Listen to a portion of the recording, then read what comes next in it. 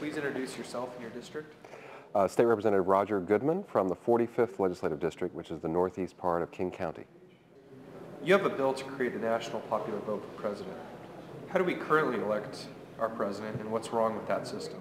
About 2 months ago, here in Olympia, the Electoral College, or the electors from Washington State, met here to vote for the president. They cast their ballot, and it seemed like a quaint little artifact of history, but it really it was serious. It had the force and effect of law, and it concerns me because the people's vote, each individual voter, is drowned out.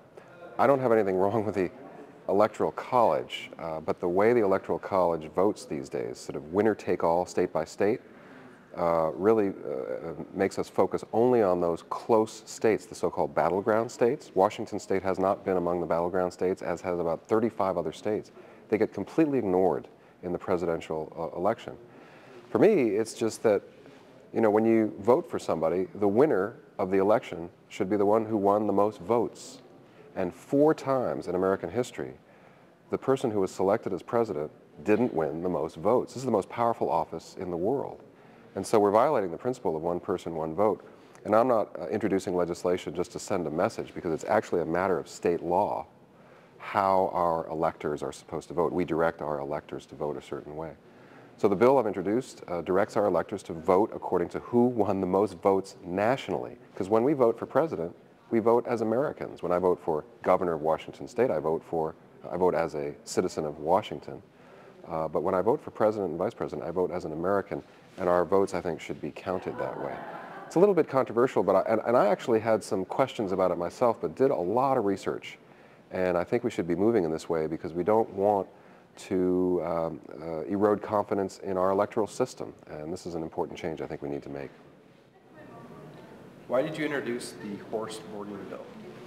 The 45th District is not just the suburbs of Seattle along the shores of Lake Washington. It includes the beautiful Snoqualmie Valley with the cities of Duval and Carnation, and a lot of areas of unincorporated King County in the east of Redmond and Woodinville. There are a lot of 5-acre, 10-acre lots, people who for generations have lived with their horses, have boarded other people's horses, and they're engaged in agricultural activity. Well, King County recently tried to change the rule and collect back taxes on many of our citizens in the area because they interpreted the rule saying, well, you're not engaged in agricultural activity. We got the State Department of Revenue to issue an emergency rule saying, no, those people who are boarding horses on their property are allowed to get a tax exemption. And I have introduced a bill to make that rule permanent, so that the heritage of our area and the economic activity, $350 million a year is generated from equestrian-related activities, that kind of agricultural activity. And the other thing is we need to preserve open space according to our Growth Management Act. And so to preserve that agricultural use in our area, I will preserve open space as well, and is only fair to those people who for generations have been counting on that tax break to be able to live on their land. An expansion of unemployment benefits was signed today. Why did you support this? We just passed a bill which is going to put more money in the pockets of those who have lost their jobs. And I've heard some comments, oh, well, $45 extra, that's not a lot of money. Who cares about that? $45 is a lot of money to someone who can't pay the rent or utilities or fuel for getting to work or for getting to school or whatever. And so I think that, you know, we did the right thing to take care of those people who have been laid off and who find themselves unemployed to get through this tough time. It was a no-brainer for us, and I supported that measure very strongly. And who do you have with you on the floor today? I want to introduce Colin Marshall, who is a page, a house page. We have pages visit with us and do a lot of really important work, making sure that messages are passed and sort of becoming familiar with the political process. The pages actually have a page school here, which I spoke to recently. And it's a great opportunity for students, I believe, age 14, 15, and 16 to participate and sort of be involved. And Colin's been telling me a little bit about the school he goes to and so forth. Maybe I can ask him a question or two. So Colin, what school do you go to?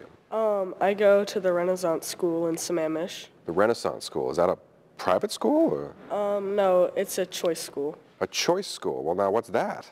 A choice school is still technically a public school, but instead no one goes there by default. They have the choice of whether or not to go there. I see. So do you enjoy that school or Yeah, it's a really fun environment to be in, I think. smaller classes maybe or Yeah, there's it's a smaller school in general, so you really get to know each other really well.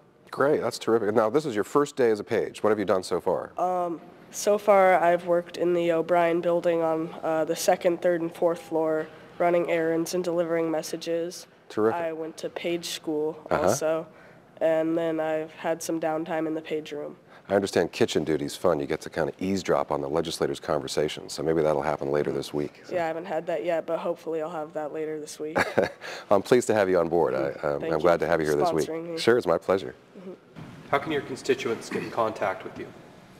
I encourage everyone from the 45th District to contact me.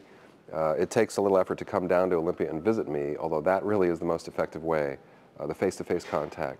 During the session, I'm not in Kirkland in our district office, so you do have to come down to Olympia. But we welcome emails, personal letters, handwritten letters are always, we pay a little bit more attention. The more effort you put into it, the more effort we use to respond. Phone calls, any way of contacting me, but that's what I want to stress. It's really important for people to be in contact with me because we operate in a little bit of a vacuum here, separated in this Capitol building. And so our democracy is thriving here, and it's really important for me to hear from the constituents so that I can represent them competently.